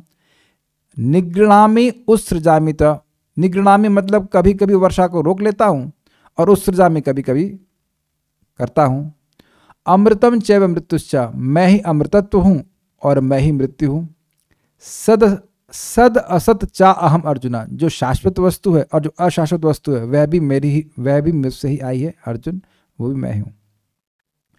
अब यहाँ पर उन लोगों का वर्णन है जो लोग भगवान की उपासना नहीं करते हैं, मतलब अध्यात्मवादी नहीं हैं। ज्ञान यज्ञ के द्वारा एकत्व, पृथकत्व और विश्व रूप की उपासना करने वाले भी भगवान की उपासना इनडायरेक्टली कर रहे हैं। लेकिन ये लोग जो हैं ये देवताओं की उपासना करते हैं, और ये लोग भौतिकतावादी हैं। तो कह रहे त्रैविद्यमाम सोम पहापूत पापा यज्ञरिष्ट्वा स्वर्गतिम प्रार्थयन्ते ते पुण्यमासाद्य सुरेंद्र लोकम अश्नन्ति दिव्यान दिवि देव भोगान। त्रैविद्या, जो 3 वेदों में वर्णन है यानी कि कर्मकांड, उसके द्वारा माम वह मेरा उपासना करते हैं, लेकिन कर्मकांड के द्वारा करते हैं, भगवान की सीधी उपासना नहीं करते हैं। सोमपहा, सोम रस को पी करके, पूत पापहा, सारे पापों से वह मुक्त हो जाते हैं। यज्ञैर इष्ट्वा, यज्ञ के द्वारा मेरी उपासना करके, स्वर्गतिम प्रार्थयन्ति, वह स्वर्ग गति की प्रार्थना करते हैं, वह काम इच्छा से, कामना से भजन करते हैं, और वह भी भगवान का डायरेक्ट भजन नहीं करते। ते पुण्यमासाद्य, वह पुण्य को प्राप्त करके, सुरेंद्र लोकम, राजा इंद्र के लोक को प्राप्त करते हैं। अश्नंति, और भोगते हैं, क्या भोगते हैं? दिव्यान दिविदेव भोगान, दिव्य देवताओं के लिए जो भोग हैं उनको दिव्य अर्थात स्वर्ग में भोगते हैं। समझ में आया या नहीं आया? पढ़ लिए हैं सब, ऐसे दिखा रहे हैं कि नहीं समझ, सब समझ में आ रहा है, मुझे पता है, सबने सारी क्लासेस सुनी है। जिन्हें क्लास सुनी है उनको समझ में आ रहा है, जिनको नहीं आ रहा है तो सुन लेना जा करके वहाँ पे डिटेल में। अच्छा, तो फिर तो बड़े मजे होते होंगे, खाते पीते रहते होंगे। कहते ना ना ना, बान फुस कर देते, नहीं नहीं नहीं नहीं, फिर गिर जाते, नीचे गिर जाते हैं। पुण्य हमेशा नहीं रहता है।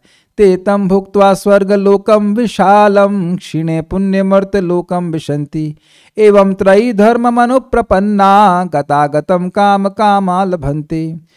ते, वो लोग, तम भुक्त्वा, उसको भोग कर, किसको भोग कर? स्वर्ग लोकम विशालम, स्वर्ग लोक में जो महान भोग है उनको भोग करके, क्षीणे पुण्य, जब उनका पुण्य क्षीण हो जाता है तो मर्त्य लोकम विशंति, इस मनुष्य लोक में गिर जाते हैं।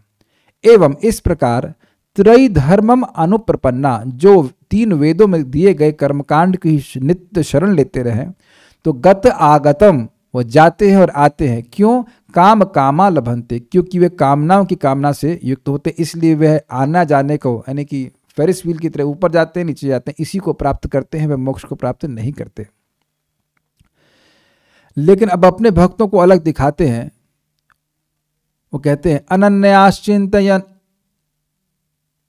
हाँ, अनन्याश्चिंतयन्तो माम ये जनाः पर्युपासते, तेषां नित्याभियुक्तानां योगक्षेमं वहाम्यहम्।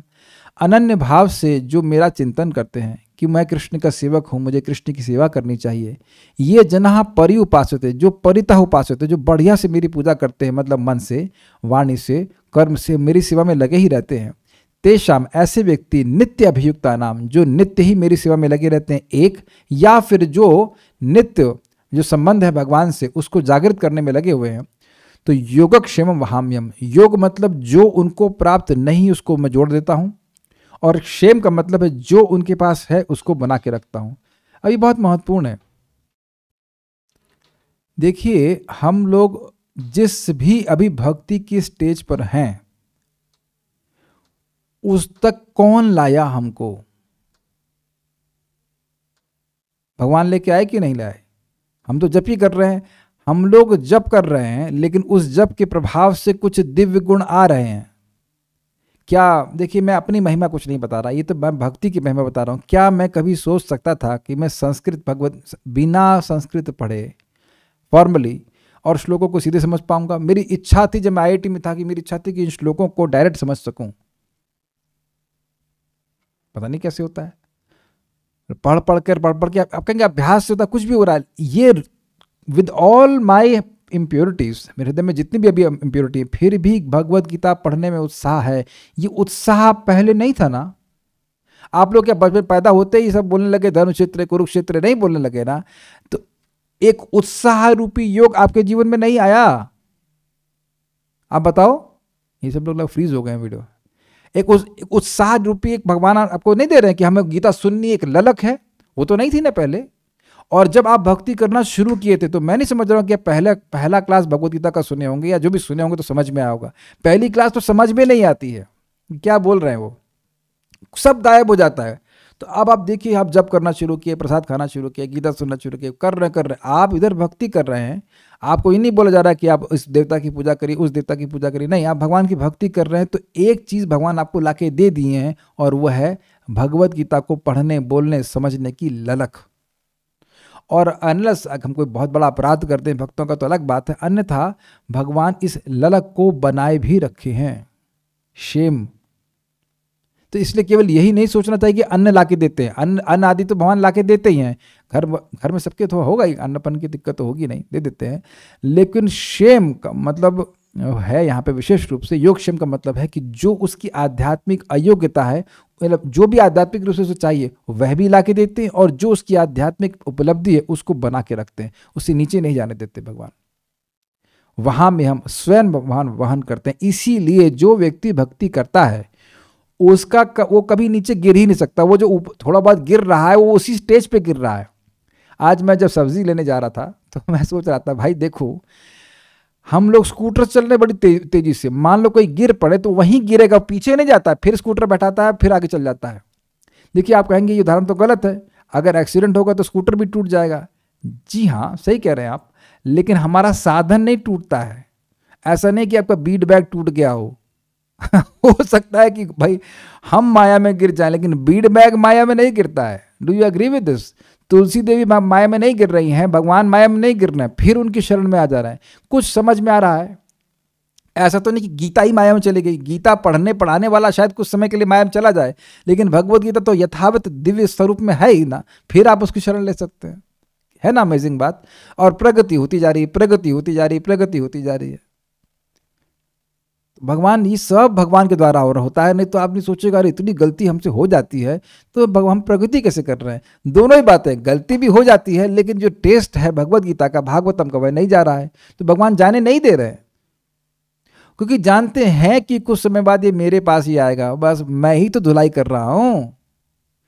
माताओं ने बच्चों को जरूर नहलाया होगा बचपन में, तो कितना ही क्या क्या करे और कितना ही गंदा हो, है ना, नाक भरी रहती है बच्चों के, कान गंदे होते हैं, अच्छा ये ले कान से गंदगी साफ करती, नाक साफ करती, इधर से कहाँ से कुछ नहीं छोड़ती। एक माँ अपने बच्चे में एक गंदगी नहीं छोड़ती, लेकिन कुछ समय तो लगता है ना गंदगी साफ करने में, और बच्चे को चाहे कैसा भी लगे वाह वाह वाह वाह करता रहता, लेकिन वो सफाई करके ही मानती। तो भगवान जानते कि जब ये मेरी शरण में आया है और ये शुद्ध होने के लिए आया है मेरे पास, तो अब इसको चाहे कुछ भी हो जाए मैं शुद्ध करके ही मानूंगा। अब इसलिए कभी भक्ति छोड़नी नहीं चाहिए, दुख हो ये सुख हो कुछ आए, क्योंकि भगवान छोड़ेंगे नहीं आपको।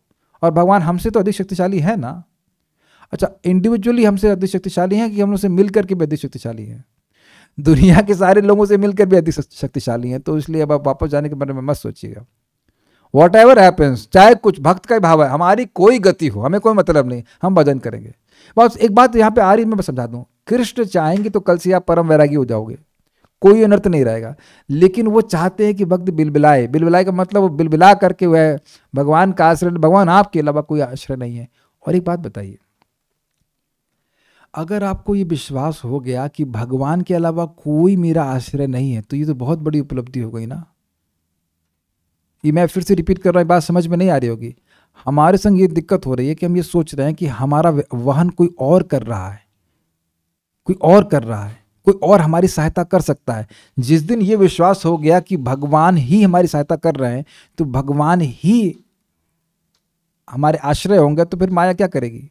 कुछ भी दिक्कत होगी, अगर भगवान से कंप्लेन कर रहे हो तो भगवान ये दिक्कत हो रही है, तो अब माया क्या करेगी? आप असीमित शक्तिशाली व्यक्ति के ऊपर विश्वास कर लिए।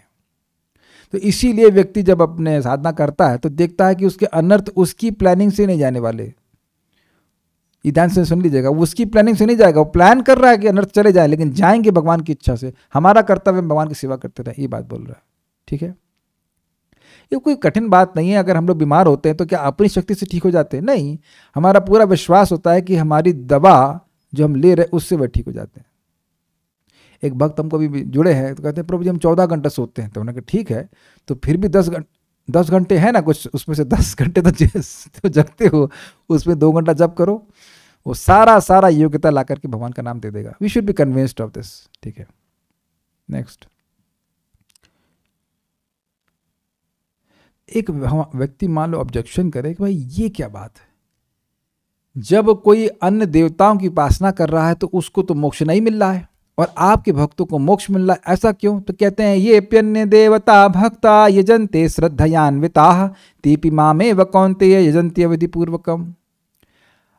ये भी अन्य देवता भक्ता जो लोग अन्य देवताओं के भक्त होते हैं, यद्यपि वे अन्य देवताओं के भक्त होते हैं, यजन्ते श्रद्धयान्विता, और श्रद्धा से युक्त होकर के भजन करते हैं कि इंद्र मुझे कुछ देगा या चंद्र मुझे कुछ देगा, ते अपि माम एव कौन्तेय, वह भी मेरी ही पूजा करते हैं। यजंती यजंती अविधि पूर्वकम, लेकिन अविधि पूर्वक भजन करते हैं। जो व्यक्ति ये सोच रहा है कि देवता स्वतंत्र ईश्वर हैं और वो देवता की उपासना कर रहा है, तो यह विधि ठीक नहीं है।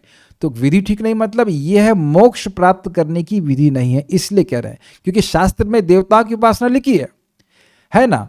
अभी बोला था ना कि 3 प्रकार के वेद का वह ज्ञान का अनुसरण करता है, लेकिन वो मोक्ष नहीं मिलता। तो उसकी विधि की दिक्कत यह है कि वह यह नहीं समझ पा रहा कि कृष्ण भगवान है।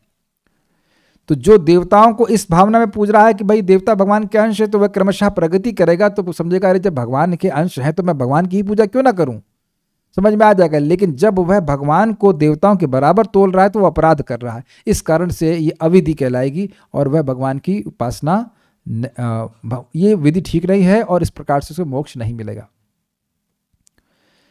और इसी बात को समझाते हैं कि ऐसा क्यों होता है। तो कहते हैं अहम ही सर्व यज्ञानाम भोक्ता च प्रभुरेव च न तु माम अभिजानन्ति तत्वेन तस्वनन्ति ते। अहम ही सर्व यज्ञानाम, ही मतलब निश्चित ही, इसमें कोई संदेह नहीं कि मैं ही सभी यज्ञों का भोक्ता च प्रभुरेव च, भोक्ता हूँ, अर्थात उस यज्ञ से भगवान संतुष्ट होने चाहिए, और प्रभु अर्थात उसका फलदाता मैं भी हूँ, उसके स्वामी हैं और उस के द्वारा प्रसन्न होते हैं, उसका जो फल मिलता है वो फल देने वाले भी भगवान ही हैं। किंतु तू मतलब किंतु ना तू माम अभी जानती, लेकिन कोई इस प्रकार से मुझे अभी था बढ़िया से नहीं जानता है, मतलब गीता क्लास में नहीं आया है तभी नहीं जानता है। सारे वेद पढ़ लिए भाई साहब, सारे वेद पढ़ने के बाद भी वे मुक्त नहीं हुआ और आप गीता पढ़ कर मुक्त हो जाएंगे, तो क्या पढ़ेंगे बताइए। गीता पढ़ के समझ में आ रहा है ना कृष्ण भगवान है। यही बात प्रभुपाद जी भगवद गीता के इंट्रोडक्शन में लिखते हैं कि जो गीता पढ़ने की शुरुआत से स्वीकार कर लिया कि कृष्ण भगवान है, वह गीता पढ़ने की शुरुआत से ही मुक्त है। Can you here this? ये सुनाई पड़ रहा है आप लोगों को? ये हमारे अनर्थ अभी नष्ट वष्ट नहीं हुआ है, पूरी तरह से नहीं हुआ है, लेकिन स्वभाव अदर ये हम लोग को विश्वास सहज है कि कृष्ण भगवान है, गीता में लिखा हुआ है। तो जिस दिन से गीता पढ़ना शुरू किया, समझ में आना छोड़ना नहीं बोल रहा हूं, पढ़ना शुरू किया, उसी दिन से व्यक्ति मुक्तावस्था में, क्योंकि आप मुक्त मोक्ष की सही विधि को स्वीकार किए। क्या सही विधि है? कृष्ण भगवान है, मैं उनकी सीधे पूजा करूंगा। तो हम मुक्त होते जा रहे हैं, मुक्त होते जा रहे हैं, मुक्त होते जा रहे हैं। तो इस प्रकार से नहीं जानते हैं तो तत्वे ना, तत्व में, तत्व मतलब सत्यता में नहीं जानते हैं, तो अतः इसलिए च्यवन्ति, वो सारे के सारे कुनबा गिर जाता है। यहां पे बहुवचन का प्रयोग किया है। 1 2 3 4 सब अगर गलत समझेंगे तो सब गिरेंगे, सबको मोक्ष नहीं मिलेगा। और 1 2 3 4 10 5 करोड़ 5 अरब लोग भी अगर भगवान को तत्व में समझ लेते हैं तो सब के सब मोक्ष को प्राप्त करेंगे। इसलिए अपने को बड़ा स्ट्रॉन्ग मैसेज देना है। किसी को प्रचार कर रहे हैं तो तुम भैया आत्मा हो और तुम भैया कृष्ण अपना स्वामी समझ लो, कृष्ण भगवान है और उनकी भक्ति करना ये जीवन का परम लक्ष्य है। इतनी फिलॉसफी सबको समझ में आ गई तो वो नहीं गिर सकता है। Does it make sense? वो थोड़ा बहुत डगमगाएगा लेकिन वो गिरेगा नहीं, क्योंकि भगवान उसे नहीं गिरने देंगे। और जो भगवान को भगवान स्वीकार नहीं करता तो वो गिरेगा ही, क्योंकि भगवान उसको गिरने ही देंगे, वो गिरेगा ही। क्लियर है? देखिए भगवान बिल्कुल सपोर्ट नहीं कर रहे, हमारा कोई समर्थन प्राप्त नहीं है, भगवान ऐसे कहेंगे, कह रहे ना, वो गिरेंगे ही। भगवान ने व्यवस्था बना रखी, तुम गिरोगे ही। अगर कृष्ण को भगवान के रूप में स्वीकार करते हो तो नहीं गिरोगे, और अगर भगवान के रूप में स्वीकार नहीं करते तो गिरे वही हो। अरे तुम बड़े गिरे हुए इंसान हो यार, तुम भगवान को भगवान नहीं स्वीकार करते, पहले ही गिरे हो तो और क्या गिरेंगे। भगवान के हम हैं सेवक शाश्वत रूप से, तो ये गिरना ही हुआ ना कि कृष्ण की सेवा छोड़ करके किसी और की हम सेवा कर रहे हैं, मतलब उनको भगवान मान करके। और क्या गिरेगा बताइए। चलिए अब बड़ा इंटरेस्टिंग है। कोई सोचे कि भाई किसी की पूजा करो वहीं पहुंच जाओगे, तो कहते हैं ना ऐसा नहीं भाई, ऐसा नहीं है। यान्ति देवव्रता देवान पितृन यान्ति पितृव्रता भूतान यान्ति भूतेज्या यान्ति मद याचिनोपि माम। हाँ, इस पे लिंक ये था। अरे आपकी उपासना करने वाले ये अलग अलग उपासना हो रही है, ये अलग अलग भेद को देने वाली है, ये तो न्याय नहीं। कहते नहीं, यही तो न्याय है भाई। जो जिसकी उपासना कर रहा है वो वहीं पहुंचे, यह न्याय है ना। इसी को कह रहे हैं कि यान्ति देवव्रता देवान, जो देवताओं का व्रत लेकर पूजा करता है वह देवताओं के पास आता है। पितृन यान्ति पितृव्रता, जो पितरों का व्रत लेकर पूजा करता है कि हम पितरों की पूजा करेंगे तो पितरों के पास जाएगा। भूतान यान्ति भूतिज्या, जो भौतिक वस्तुओं की पूजा करता है या भूत प्रेतों की पूजा करता है तो वहां जाता है। यान्ति मद याजिनोपिमा, और जो मेरी पूजा करता है वो मेरे पास आता है। और आप लोग किसकी पूजा कर रहे हैं? हमको इस बात पे बड़ी क्रोध आता है कि इस श्लोक की 3 लाइन आप स्वीकार करते हैं और लास्ट लाइन क्यों नहीं स्वीकार करते? है ना, है ना। गीता के 3 मतलब सारे श्लोक ठीक है, ये 3 लाइन ठीक है, लास्ट वाली ठीक नहीं है ना। भक्त लोग है ना, क्यों संयुक्त माता जी लगता है कि आप भगवान के पास चली जाएंगी? जाएंगे तो अच्छी बात है, लेकिन यहाँ लोगों को डाउट लगता है इतने अनर्थ हैं, ये है वो है। अरे अनर्थ से युक्त होते हुए भी देवता के पास देवता के पास जा रहे हैं, पितरों के पास पितरों के पास जा रहे हैं। यानी कि सुनिए, देवता अगर बाह्य रूप से देखा जाए, देवता उसको अपने लोक में आने की योग्यता दे देता है, अग्रीड। पितर उसको अपने लोक में आने का वीजा दे देते हैं, और जितने भूत प्रेत हैं वो भी कहते हैं आओ आओ तुमको हम लेके जाएंगे। और सही बता रहा हूँ, ध्यान से सुनना, हम कुछ लोग को जानते हैं जो तंत्र मंत्र करते हैं। मुझे भक्त बता रहे थे कि वो जब मरते हैं तो जो भूत प्रेत जिनको पकड़े थे वही उनको लेके चले जाते हैं, उस योनि में कहीं पे लेके जाते हैं। वो खतरनाक चीजें होती हैं। हाँ, वो जिसकी पूजा करेंगे वो उसको लेके जाएंगी मरते समय। नहीं, मैं कह रहा हूं कि जिसकी वो उपासना कर रहे हैं, जब वो मरता है तो वह व्यक्ति उसको लेके जाते हैं भूत। अच्छा, तो लास्ट लाइन गलत बोल गए भगवान। एकांगी माता जी गलत बोल रहे हैं, ये सही है। आप जिंदगी भर हरे कृष्णा कर रहे हैं, अनन्य भाव से कृष्ण का भजन कर रहे हैं, उन्हीं को भोग लगा रहे हैं, तो भगवान आपको क्यों नहीं लेके जाएंगे? और आप टेंशन क्यों लेते? जैसे सिंपल सी बात देखो, याद है अपने वो नर्सरी के दिन जब आप स्कूल में आपके मम्मी या पापा पिकअप करने आते थे आपको आपके अंदर सामर्थ्य नहीं था कि आप स्कूल से वापस आ सकें। Do you agree? है ना। अपने फोटो याद है आप लोग को, छोटे से बच्चे छोटा सा बच्चा, उसको वो बच्चा मम्मी पापा पिकअप करके ले जाते, घर ले जाते। तो उसी प्रकार से यान्ति मद याजिनोपिमाम, भगवान आपको वापस ले जाने के लिए ही भक्ति करने का मौका दे रहे हैं। ये चीज है।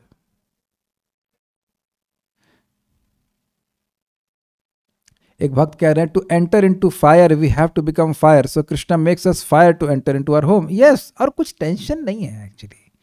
फायर में कुछ नहीं है, आपको बस गीता क्लास में आना है, जप करना है, भागवत क्लास में आना है, प्रसाद खाना है। और अभी देख रहे हैं कि अगर आप देखें कि मतलब अब और करें क्या इसके अलावा? आप सोचिए इसके अलावा कुछ और है मतलब कुछ करने के लिए? कितना उत्साह मिलता है गीता क्लास में। जैसे आज माता जी हैं, संयुक्त माता जी क्लास में है, बाकी लोग नहीं है, तो बाकी लोग नहीं है तो है सब लोग आपने कहा कोई नहीं यार, इतने पूरा क्लासरूम भरा पड़ा है और आप कह रहे नहीं आया है। क्या आप लोग को लग रहा है कि मेरे सामने कम लोग बैठे हैं? मैं यही तो बोल रहा हूं कि इतना उत्साह आता है, इतना उत्साह आता है। मैं बोल रहा था उसको कि भोजन बनाओ, मुझे बहुत गुस्सा आ रहा है कि मुझे भूख लग रही है मुझे भूख लगती तो मुझे बहुत गुस्सा आता है, लेकिन इस समय बिल्कुल भूख को भूल ही गए हैं। ये प्रैक्टिकल देख रहे हैं कि भगवान की कथा में तो भूख भी भूल जाते हैं। पता नहीं आप लोग को लग रहा है कि नहीं, हमको तो बिल्कुल भूख सहन नहीं होती। बल्कि मैं भोजन बनाने लग गया था, मैं कहा नहीं, मैं कुछ भूलना चाहता हूँ, भूख को कुछ करना चाहता हूँ। मैं अभी जप नहीं कर सकता है, अगर 16 माला तो कर लिया, लेकिन बहुत कठिनाई हो रही है। लेकिन प्रैक्टिकल देख रहे हैं कि भगवान की कथा, भगवान की बात कितनी मादक होती है। It's just preparation for next class, preparation for next कथा, जप एंड लाइक दैट। और ये तो अभी की बात है। आप सोचो ऐसे करते करते हमें 10, 20 साल, 50 साल हो जाए, कितना आसक्त हो जाएंगे भगवान से। ठीक है, एक चीज बताइए, मान लीजिए कोई सब्जी आपको अच्छी ना लगे तो कितनी बार रिपीट करेंगे उसको आप? बहुत गंभीर बात बोल रहा हूं, सब लोग सुनना। मुझे पता है कि भक्त तो भूल जाते हैं इस बात को। कोई सब्जी आपको अच्छी ना लगे दोबारा नहीं बनाएंगे ना। तो देखिए, भक्ति कर रहे हैं तो भगवान का नाम, भगवान की कथा, ये भगवत गीता के शब्द सीधे हमारे हृदय में अविद्या पे कार्य कर रहा है। पहले समझ लीजिए, इस अविद्या के कारण ही हमको भौतिक भोग अच्छे लगते थे, और इस समय देखिए एकदम नीरस लगते हैं। जो भी भोग है, अरे स्त्री संग आदि भी, वो एकदम बोरिंग लगता है। तो अब वो जो है उसमें बाद में वो क्यों प्रवृत्त होगा? और यहाँ टेस्ट बढ़ता जा रहा है, यहाँ टेस्ट बढ़ता जा रहा है, यहाँ टेस्ट बढ़ता जा रहा है, तो स्वाभाविक उधर की प्रवृत्ति कम होती जाएगी। आप लोग सब भूल जाते हो। यही बोला गया था, काम क्रोध आदि भक्त को परास्त नहीं कर सकते हैं, परेशान करते हैं। जैसे कि कोई बुखार से पीड़ित है तो उसको अब दवा खाना शुरू किया है तो वह बुखार कुछ समय तक पीड़ित करेगा, लेकिन कल परसों में वो समाप्त होने वाला है। So this genuine desire to hear Bhagavad Gita, is it not love? आप लोग सब लोग को मैं देख रहा हूं कितने चाव से गीता सुनते हैं, है ना? चाव समझते हैं? चाव, चाव, पाव, नॉट पाव, चाव। चाव मीन्स ललक के संग। अरे कितनी बढ़िया बातें हैं। और मुझे विश्वास है कि इसी ललक के संग आप लोग पढ़ाते भी होंगे तो भी अच्छा लगता होगा, बहुत अच्छा लगता होगा। तो ये ललक ही तो भगवान के प्रति प्रेम है। भगवान के पास जाने की एकमात्र योग्यता है भगवान के बारे में सुनने की ललक। और कह दीजिए कि नहीं मिला आपके पास, भगवान ने अपने पास आने की योग्यता तो पहले ही दे दी। भगवान ने अपने पास आने की योग्यता ये नहीं दे दी है कि तुम सब काम से मुक्त हो जाओ, पहले इससे मुक्त हो जाओ, नहीं, वो सब होने के बाद भी आपकी कथा में रुचि है। मैं बार बार रिपीट कर रहा हूं, कथा में रुचि है, और जिसकी कथा में रुचि हो गई वो उसको समझ लो कि भगवान के धाम जाने की योग्यता प्राप्त हो गई। मैं अपने मन से नहीं कह रहा हूं, प्रभुपाद जी के शब्द हैं, मैं रिपीट कर रहा हूं। अरे आप किसी के पास किसी की बात ही नहीं सुनना चाहते, सुन रहेंगे आप? Is it not? किसी की बात ही नहीं सुनना चाहते, संग रहेंगे कैसे? और जिसकी बात ही सुनना चाहते हैं उसके संग क्यों नहीं रहना चाहेंगे? My dear devotees, think about this and this taste will increase more and more. चलिए, तो हम भगवान के पास निश्चित जाएंगे, और कोई पहले जाए कोई बाद में जाए, सब ऑलमोस्ट बराबर ही है, ठीक है। अरे भैया आप तो बहुत बड़े हो, आपने कहा कि भैया आप तो पृथ्वी सबके सबके स्रोत हो, ये हो, बड़े आदमी हैं, भैया आपका वजन कैसे होगा? हम तो गरीब आदमी हैं, और गरीब ही नहीं हम आलसी भी हैं, तो कैसे करेंगे? तो कहते हैं पत्रम पुष्पम फलम तोयम यो में भक्त्या प्रयच्छति तदहम भक्ति उपरतम अश्नामि प्रयतात्मनः। वही तुलसी दे दो, पुष्प दे दो, फल दे दो, या जल दे दो, या चारों दे दो, या चारों में से 3 दो, 2 दो, या 1 दो। यार जल तो दे सकते हो, जल भी नहीं, पानी भी नहीं पूछ सकते तुम। यो मैं भक्त्या प्रयच्छति, जो भक्ति के द्वारा मुझे देता है, तदहम भक्ति उपरतम, और उस वस्तु को यानी पुत्र को, पुष्प को, फल या जल को जो भक्ति के द्वारा मुझे उपहार स्वरूप में दिया जाता है, अश्नामी, मैं खाता हूँ। क्यों खाते हैं? तो कहते हैं प्रयतात्मना, क्योंकि वह बड़े सुंदर मन वाला है। क्या सुंदर मन है? ये कितनी सुंदर सुंदर वस्तुएं भगवान ने हमें दी है। हम तो सब्जी मार्केट से केवल उठा के लाए हैं, सब्जी मार्केट पे भी लोग कुछ उठा के लाए हैं, कोई उत्पन्न करने वाला तो कृष्ण ही है, और पैक करके भेजे हैं। देखिए ना, टमाटर की अच्छी सुंदर पैकिंग होती है सुंदर, बिल्कुल बढ़िया से पैकिंग करके भेजे हैं। गिफ्ट दे रहे हैं तो अच्छा रैपर होना चाहिए कि नहीं? लौकी की बढ़िया पैकिंग होती है। हम लोग तो रैपर खोल सकते हैं, बढ़ा नहीं सकते। चलिए आज के लिए चैलेंज, लौकी को छील के उसके रैपर को फिर से लगाइए। इम्पॉसिबल, कोई साइंटिस्ट नहीं कर पाएगा। ठाकुर जी किए जा रहे। So we should be obliged. Oh, Krishna has given us so nice things. Why should we not offer to Krishna? अरे भैया ये कौन करेगा? हमको बहुत आलस आ रहा है, तो कहते हैं ठीक है, जो करते हो वो अर्पण करो। ये सारी चीजें नहीं जुटा पा रहे तो जो करते हो वही अर्पण कर दो। यद करोषि यदश्नासि यज्जुहोसि ददासि यद तपस्यसि कौन्तेय तत्कुरुष्व मदर्पणम। जो तुम कुछ करते हो, यदश्नासि जो कुछ खाते हो, यज्जुहोसि जो कुछ तुम यज्ञ आदि करते हो, ददासी तुम दान करते हो, यद तपस्यसि और तुम जो भी कोई तपस्या करते हो अपनी उन्नति के लिए, कौन्तेय हे कुंती पुत्र, तत्कुरुष्व मदर्पणम तुम मुझको अर्पण करते हुए करो। क्या फायदा हो जाएगा भाई? क्यों करूं? तो कह रहे शुभाशुभ फलैरेवं मोक्ष से कर्म बंधनैः संन्यास योग युक्तात्मा विमुक्तो माम उपैषसि। शुभ और अशुभ फल के द्वारा, फलैर एवं मोक्ष से, इस प्रकार से तुम मुक्त हो जाओगे और कर्म बंधन से भी मुक्त हो जाओगे। नहीं, एक मिनट, शुभाशुभ फलैर एवं मोक्ष से कर्म बंधन है। इस प्रकार के शुभ और अशुभ फल से नहीं, इस प्रकार तुम शुभ और अशुभ फल से मुक्त हो जाओगे, कर्म के बंधन से मुक्त हो जाओगे। और संन्यास योग युक्तात्मा, संन्यास योग में से युक्त मन वाले होकर के विमुक्त हो, विशेष रूप से मुक्त होकर के मेरे पार्षद बन करके माम उपैषसि, मेरे पास आ जाओगे। भगवान बार बार बोल रहे हैं मेरे पास आओगे, मेरे पास आओगे। कहीं कोई भूल ना जाए कि कहीं जाना, कहाँ जाना कहाँ है। मेरे पास आओगे, मेरे पास आओगे, मेरे पास आओगे।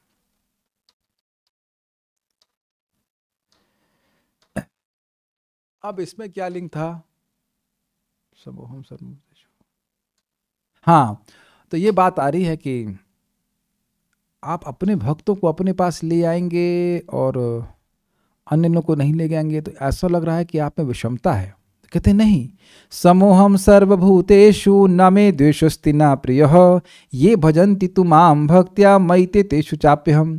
समोहम, मैं सबके प्रति सम हूँ, सर्वभूतेषु, सभी जीवों के प्रति मैं सम हूँ, न मे द्वेष अस्ति न प्रिय, नहीं तो ना तो कोई मेरा द्वेष का विषय है और न कोई प्रिय है, मैं सबके प्रति बराबर हूँ, सबको सुविधा प्रदान कर रहा हूँ।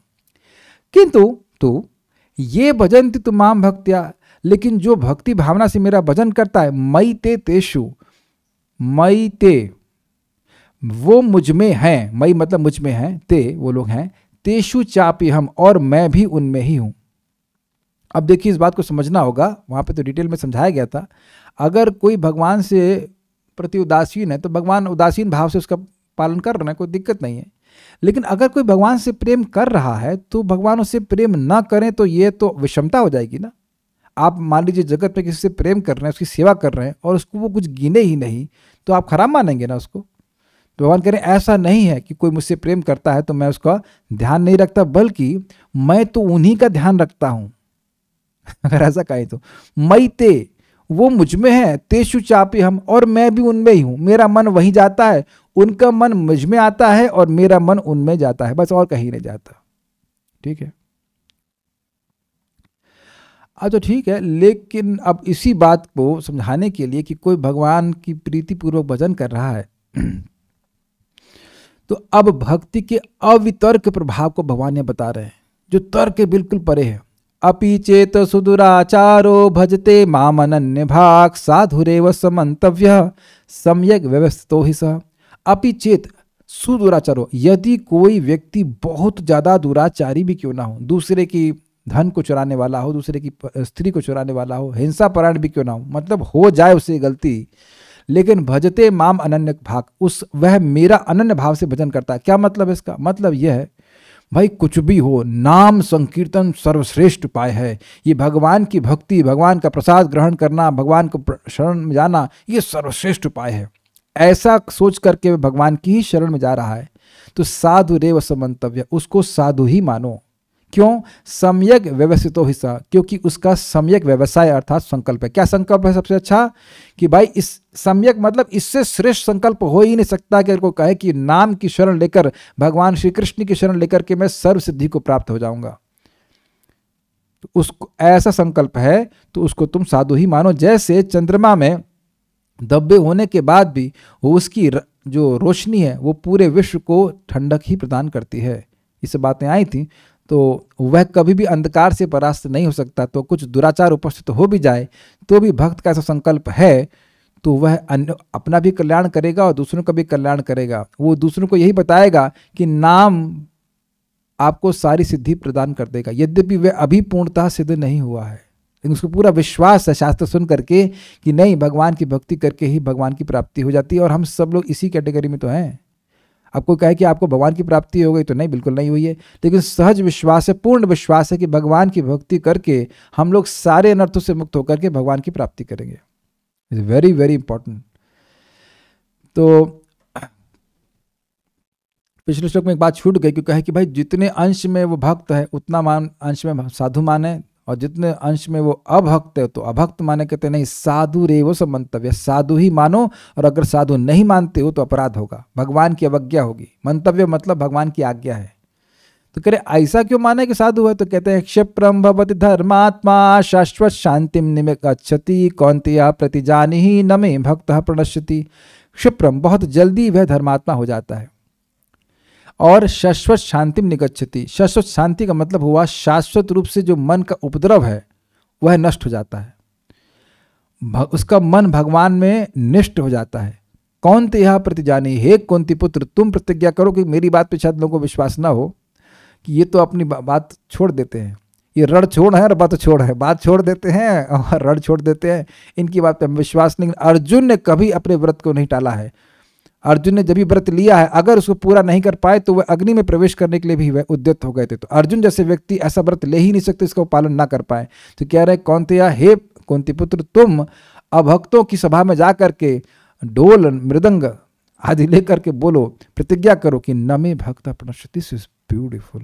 This is very nice, this is very nice. देखिए कभी कभी भक्तों से गलती हो जाती है, ये अनर्थ ओवर पावर करते तो सोचता है कि मेरा तो नाश हो गया, मैं तो समाप्त हो गया, मैं तो कुछ नहीं कर सकता ऐसे करके। लेकिन देखिए न मे भक्तः प्रणश्यति, this is very touching, this is very nice. हमेशा ध्यान रखना चाहिए कि भगवान के भक्त कभी नाश नहीं होता। और कैसे नाश नहीं होगा, कभी कभी सोचते हैं क्या शक्ल भगवान को दिखाएंगे, वो वही शक्ल लेके भगवान के सामने आ जाते हैं, भगवान वही शक्ल दिखा रहा हो क्या करो इट नॉट, कोई नहीं बेटा कोई नहीं कोई नहीं। आपने देखा होगा माता जी लोग उनके बच्चे गिर जाते हैं, कुछ घुटना वुटना छिल जाते हैं, करने आ जाते हैं, कोई नहीं कोई नहीं कोई नहीं, फिर ऐसे गले से लगा लेगी माँ, कोई बात नहीं बेटा कोई बात, रोते नहीं, फिर जाओ खेलने जाओ, फिर खेलने के लिए भेजती है मरम पट्टी करके। न मे भक्तः प्रणश्यति, प्रणश्यति का मतलब है वो दोबारा जन्म मृत्यु के संसार में नहीं गिरने वाला। इतना तो देखिए सहज भक्तों का विश्वास है। देखिए मैं जिन भक्तों के सामने देख रहा हूँ, आप सब लोग भी, मैं नहीं समझ रहा हूँ कि किसी भक्त के मन में कभी ये संकल्प आया हो किसी वैष्णव के प्रति कि उसकी भक्ति में ह्रास हो जाए। ऐसा कभी, मैं पूरे विश्वास के साथ कह सकता हूँ कि आपके मन में कभी ऐसा संकल्प नहीं आया होगा कि वो जप क्यों अधिक कर रहा है, उसका वो बुखार हो जाए, इसका ये हो जाए, उसको रोक, ऐसा नहीं आ सकता।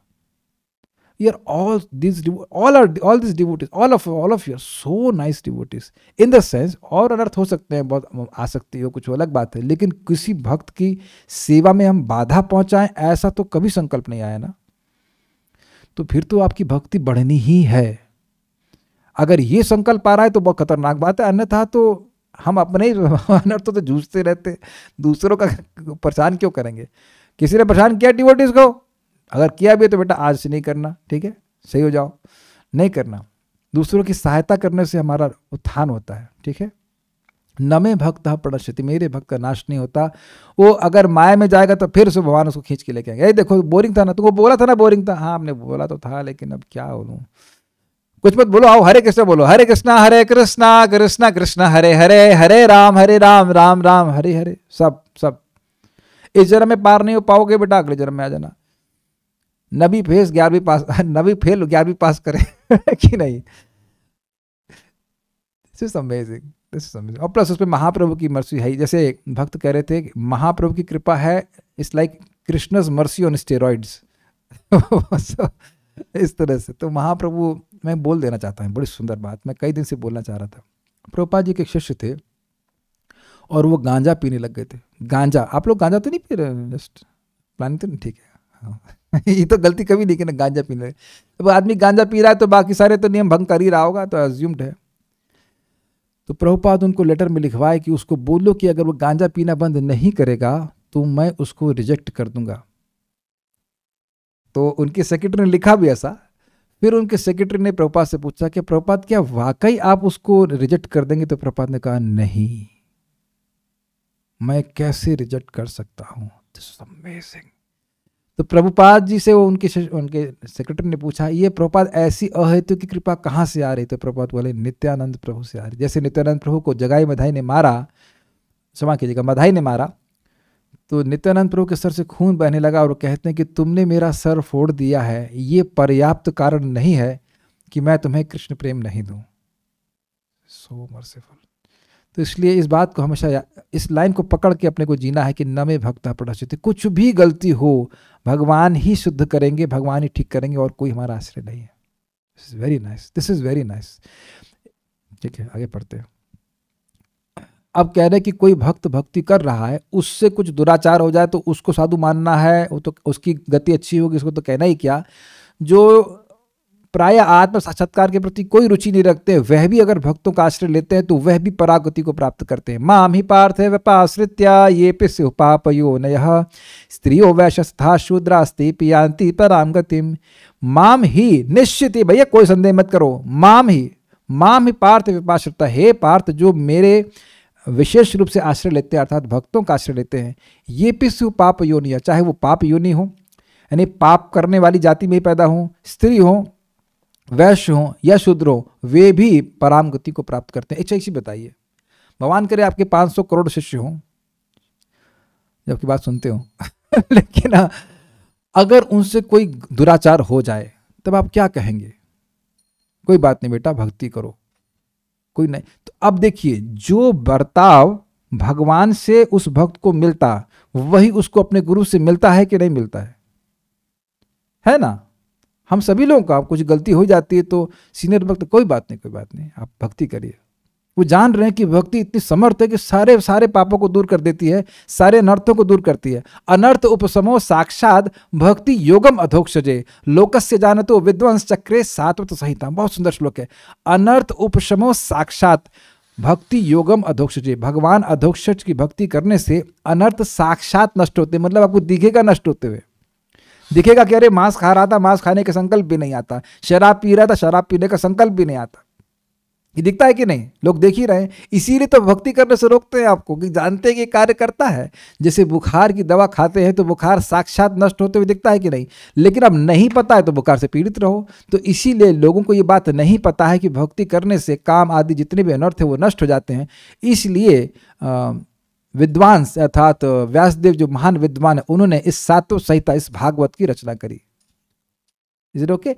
अगर आप मान लीजिए भक्ति को नहीं जानते तो आपको पता था कि काम, क्रोध, लोभ, मोह, मद, मात्सर्य का निवारण कैसे होगा? नहीं पता। इसलिए गीता भागवत में इस बात को समझाया जा रहा है। तो इस प्रकार से भक्त लोग आश्रय देते हैं और भक्ति कराते हैं, और वह भी सभी लोग ऐसे लोग भक्ति का आश्रय करके भगवान के पास चले जाते हैं। तो फिर कैमुत्य लगाते हैं कि जो सदाचारी ब्राह्मण है वह तो और जल्दी प्राप्त कर लेंगे। किम पुनर्ब्राह्मणा पुण्या भक्ता राजर्षयस्तथा अनित्यम सुखम लोकम इमं प्राप्य भजस्व माम। तो फिर किम पुनः, फिर पुनः पुण्य ब्राह्मणों का, जो सदाचारी हैं, जो भक्त हैं, जो राजर्षि हैं, उनका क्या कहना? इसलिए वो तो और जल्दी प्राप्त कर लेंगे, उनको, वो तो पहले से सदाचारी हैं। जो दुराचारी हैं वह सदाचारी बन करके प्राप्त कर लेंगे, और जो लोग पहले से ही सदाचारी हैं, जिनका रिकॉर्ड पहले से अच्छा है, वह तो और जल्दी प्राप्त कर लेंगे। इसलिए देर मत करो, जल्दी करो, मेरा भजन करो। इसलिए अनित्यम असुखम लोकम, इस अनित्य और असुख यानी जो दुखमय है इस लोक को, इस मनुष्य लोक को प्राप्य, इमं प्राप्य, इसको प्राप्त करके भजस्व माम, मेरा भजन करो। तो भजन कैसे करूं ये तो बताइए। मन मना भव मद भक्तो मद्याजी माम नमस्कुरु माम एवैशसि युक्त एवं आत्मानं मत्परायण। मेरे मुझ में अपने मन को लगाओ। 1.25 घंटे से लगा रहे हैं कि नहीं लगा रहे हैं? ये फिल्म के बारे में सोच रहे हैं? कौन सी फिल्म? मतलब नहीं सोच रहे, ठीक है। भव मत भक्तो, लेकिन कंस की तरह मत लगाओ, मेरे मामा जी की तरह मत लगाओ। कौन कहते मामा जी की तरह? कंस की तरह मत लगाओ जो सोच रहा था कि कृष्ण मार देगा। नहीं, कृष्ण तो मुझे अमृतत्व प्रदान करेंगे, उनका भक्त बन करके। और भक्त बन करके खाली निठल्ले मत बैठे रहो, मत याजी, मेरी उपासना करो, मुझे भोजन दो, मुझे दीपदान करो या आरती करो इत्यादि। और नमस्कुरु, बड़े भक्ति भावना से कृष्ण मेरे स्वामी हैं, शाश्वत स्वामी, मुझे नमस्कार करो। तो माम एवश्यसि, तुम निश्चित ही मेरे पास आओगे। युक्त एवं आत्मानम, इस प्रकार से, एवं इस प्रकार से अपने आत्मानम अर्थात मन को या देह को युक्त करके, मुझसे युक्त करके, मत परायण, मेरे ही, मुझको ही परम आश्रय के रूप में स्वीकार करके तुम मेरे पास ही आओगे। ये सब बात भगवान ने यहाँ पे बताई। उसके बाद कौन सा मंत्र है? ओम तत्सदिति श्रीमद्भगवद्गीतासु उपनिषत्सु ब्रह्म विद्यायाम योग शास्त्रे श्री कृष्णार्जुन संवादे परम गुह्य ज्ञान नाम नवम अध्याय। इसकी तो कुछ व्याख्या नहीं करनी है। हरे कृष्णा कृष्ण कृष्ण हरे हरे, हरे राम राम राम हरे हरे। तो आज तो कोई प्रश्न नहीं था, समझ में आया होगा। कल से भगवान ने चाहा तो हम 10वें अध्याय को शुरू करते हैं। हरे कृष्णा। श्रीमद्भगवद्गीता की जय, श्रील प्रभुपाद की जय, ऋताई गौर प्रेमानंदे।